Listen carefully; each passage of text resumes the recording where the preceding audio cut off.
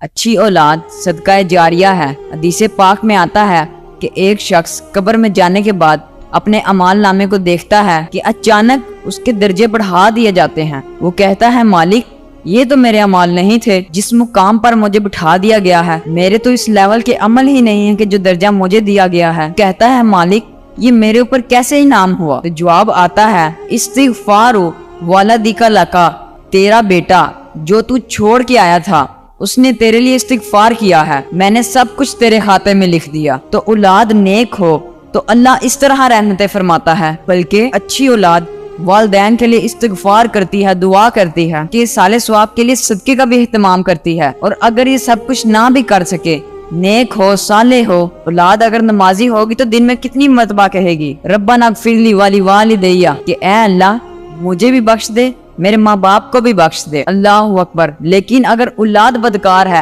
اولاد جاہل چھوڑ کر گیا ہے، اولاد اگر دیندار نہیں چھوڑ کر گیا، تو آپ ایسے لوگوں کو بھی جانتے ہوں گے جو اپنے والدین کا جنازہ بھی نہیں پڑھتے، اپنی حقیقی ماں کا جنازہ نہیں پڑھتے۔ آپ کہیں گے کیا کوئی ایسا بدبخت بھی ہو سکتا ہے؟ پھر یہاں نہیں ہوگا بلکہ بیرون ملک ہوگا۔ وہ کھڑا تھا جنازہ گاہ میں، کھڑا رہا لیکن جنازہ نہیں پڑھا۔ آپ کہیں گے یہ تو حیرت کی بات آپ کر رہے ہیں، یہ وہ بدبخت لوگ ہیں جن کو جنازہ آتا ہی نہیں ہوتا اور ساری زندگی دوسرے لوگوں کے جنازوں میں جا کر دھوکہ دہی کے لیے کھڑے ہوتے ہیں، خاموش کھڑے رہتے ہیں، کچھ نہیں آتا ہوتا کہ کیا پڑھنا ہے۔ جب اپنی ماں فوت ہوتی ہے، اپنا باپ فوت ہوتا ہے، تو تب یہ الگ بیٹھ کے یاد تو نہیں کر رہے ہوتے کہ ماں چلی گئی ہے، باپ چلا گیا ہے، تو مجھے جنازہ ہی نہیں آتا۔ ساری زندگی لوگوں سے فراڈ کیا ہے، اب اپنی ماں سے فراڈ تو نہ کرو، اپنے باپ سے دھوکہ تو نہ کرو۔ وہ مہمانوں کو دیکھنے میں، انتظامات کرنے میں مصروف رہتا ہے، لوگوں کی تعزیت قبول کرنے میں لگے رہتے ہیں، تو پھر جب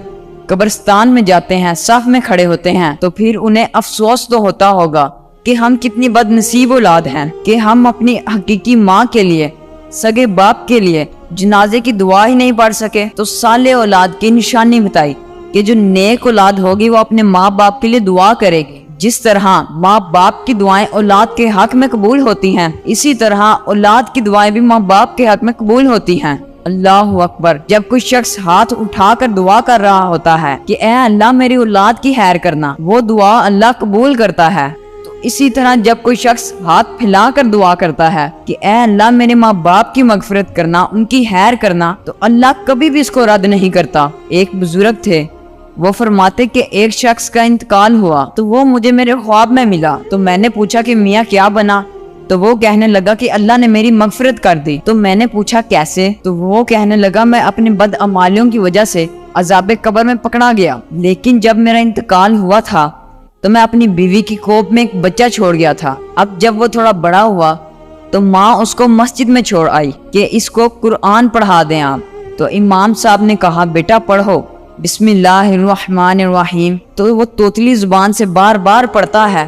تو میرے رب نے مجھے بخش دیا کہ مجھے شرم آتی ہے کہ اس کا بیٹا تو مجھے رحمان کہہ رہا ہے اور میں اسے قبر میں عذاب دے رہا ہوں۔ تو اچھی اولاد ماں باپ کے لیے دعا کرے تو اللہ تعالیٰ راستے کشادہ کرتا ہے۔ ہمیں بھی زیادہ سے زیادہ اپنے والدین کے لیے دعا کرنی چاہیے۔ حدیث پاک میں آتا ہے کہ جو روزانہ اپنے والدین کے لیے دعا کرتا ہے، والدین زندہ ہوں تب بھی، فوت ہو گئے ہوں تب بھی، اللہ کبھی بھی اس کے رزق میں بے برکتی نہیں آنے دیتا۔